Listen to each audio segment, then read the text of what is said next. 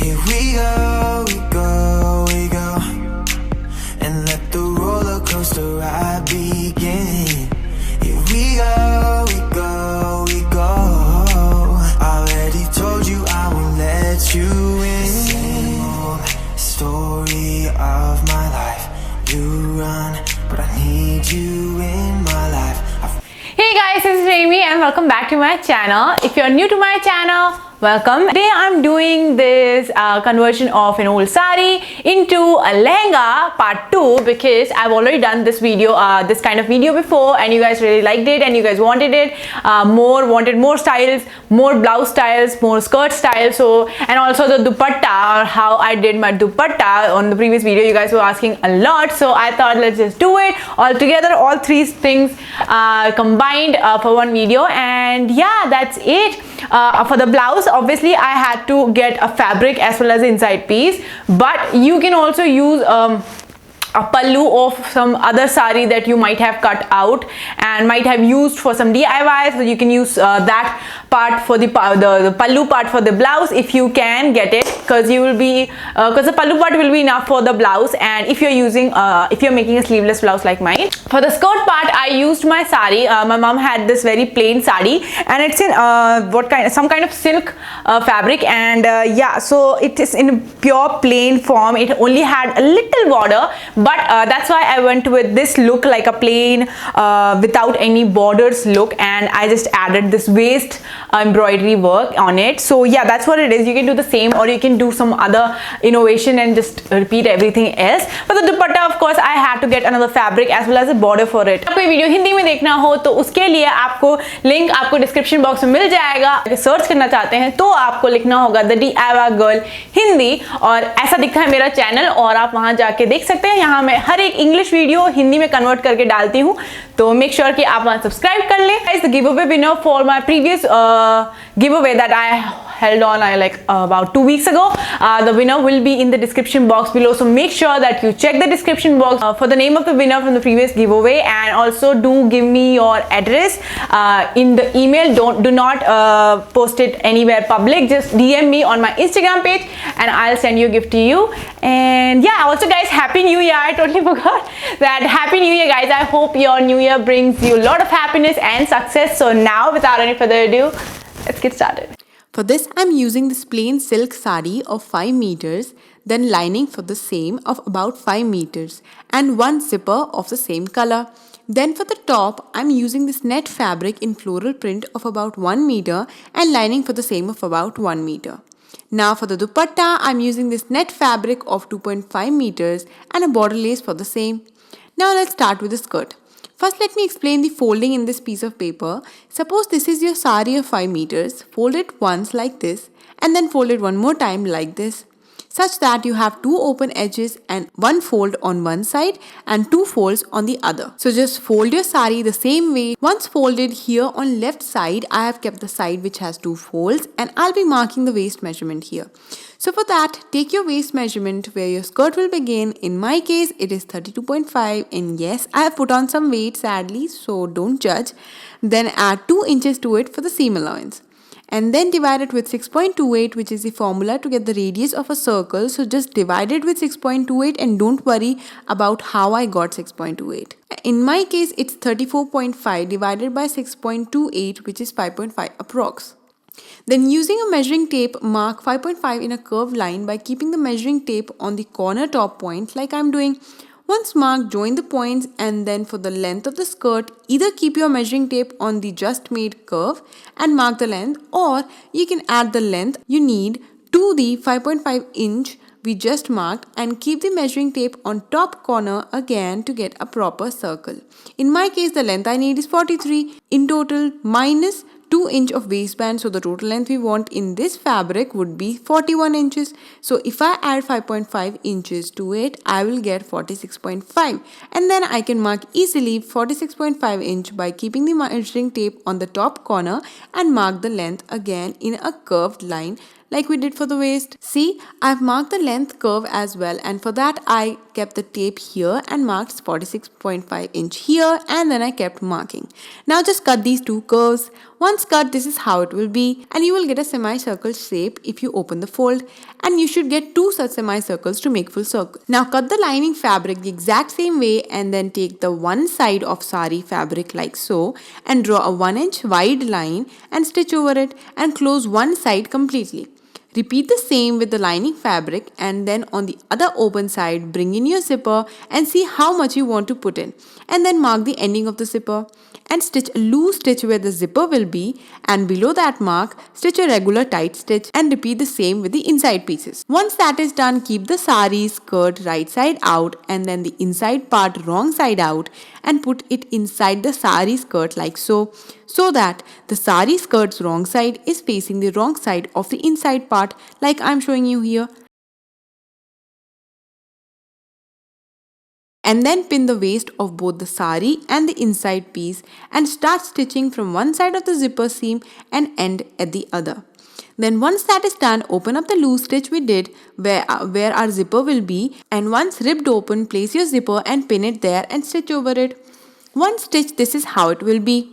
Cut the excess and let's make the waistband now.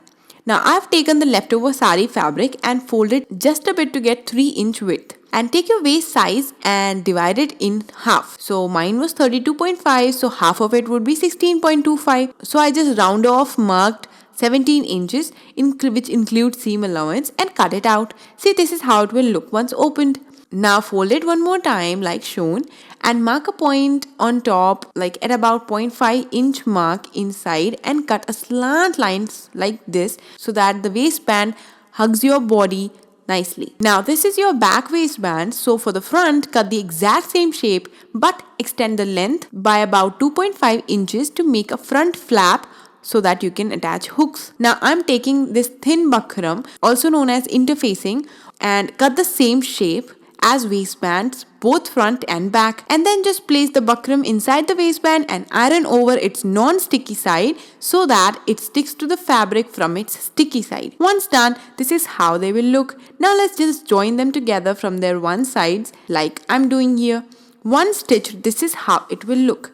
Now to join it with the skirt, bring the skirt right side out and start pinning the waistband, which is the wrong side out, and starting from side seam which doesn't has a zipper, and pin the entire waistband to the waist of the skirt like this. And do notice that at the front you will have about 2 inch extra outside, and also at the back, but only a little bit. And stitch the waistband in place. Once done, this is how it will be. Now see, this is the right side of the skirt and this is the wrong side of it, right? So you have to flip the top part behind like this so that it is on the right side of the skirt. Now straighten the front waistband and stitch it like this. But for the back waistband, stitch it straight line like this. And once done, see, you have to flip it out like this, and you will see that your waistband edges are neat and finished. Now do the same for the back one. Now finish the rest of the waistband like this by folding its edges inside and stitching over it. Once done, this is how it will look. Now see, the front will have this flap and the back won't. Just attach some hooks and loops to close the waistband. And also guys, I'm adding this lace over the waistband so you can do the same. And then don't forget to picot or hem the bottom edge by double folding, and you're done. Already told you I won't let. Now let's make the top. For that, take your lining fabric and fold it into half from its width, and keep your folded t-shirt over the folded side of the lining fabric. Then trace the neckline and shoulder, leaving about ½ inch of seam allowance. And then trace the armhole by tucking in the sleeves of the t-shirt like I'm doing. Also the side seam of the shirt. Now for the length, I'm taking about 15 inch plus 1 inch of seam allowance, so that total of 16 inch, and marking a straight bottom. Then cut it out and keep it over the leftover folded inside fabric, and keep it at a distance of 1 inch from the folded side, as we will add zipper, and trace everything else except for the neckline, which I'm making a little less deep than the front, and cut it out as well. So you should have 2 such pieces. Now cut the back one in half from its folded side and keep it aside. And take the front piece folded and draw a random curved line starting from the side seam going up to the folded side and cut it out, and this is how it will look. Now place both the back pieces over it, match the shoulders and pin it in place so that nothing moves, and fold this entire piece in half.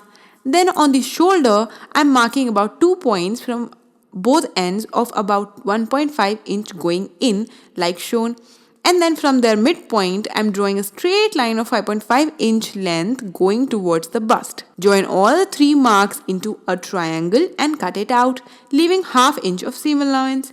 And then open the pieces, and this is how your front and back pieces will look like. Now cut the exact same shape of front and both the back pieces from the net fabric as well. Once cut, this is how they will look. Now to join the inside and the net fabric, place the inside fabric over the right side of the net fabric and stitch the bottom edge and the shoulder cut to finish them. Then flip the front piece like this to see how our front piece looks.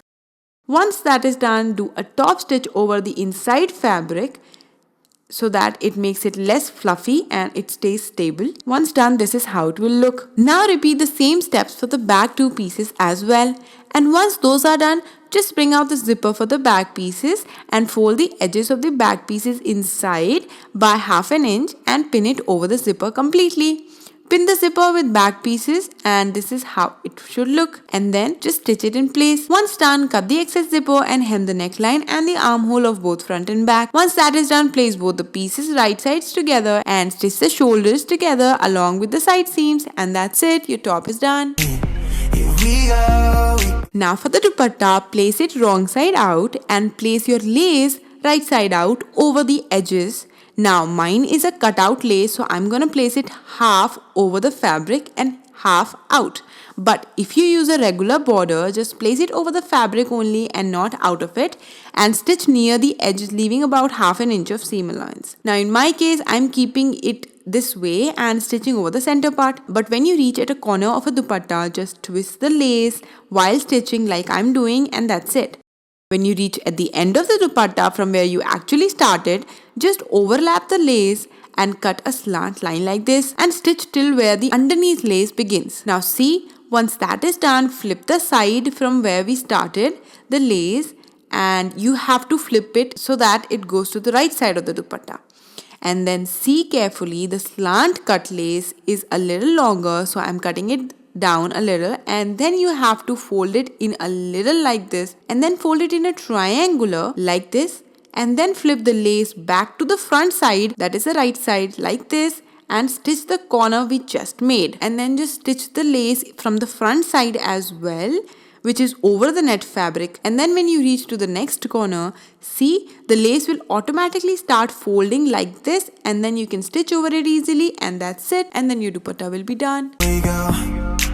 So that was it for today's tutorial, guys. I hope you liked it. If you did, please don't forget to hit that like button, share with your friends, and also subscribe to my channel. And don't forget to turn that notification bell button on so that you guys know when my new video is coming up. I'll be posting a lot of videos. If you're gonna try any of my DIYs, including this one, make sure to share it with me on my Instagram page, that is right over here, or my Facebook page, that is right over here. You can follow me on both these social platforms as well. I would love to chat with you. And also you guys can send me some ideas that you want me to create. I'm not gonna create each and every one of them, of course. I can't do that, but whatever I can do, I will do one way or the other. Yeah, that's it for today's video, guys. I'll see you in my next video. Bye. Go, we go. And let the roller coaster ride.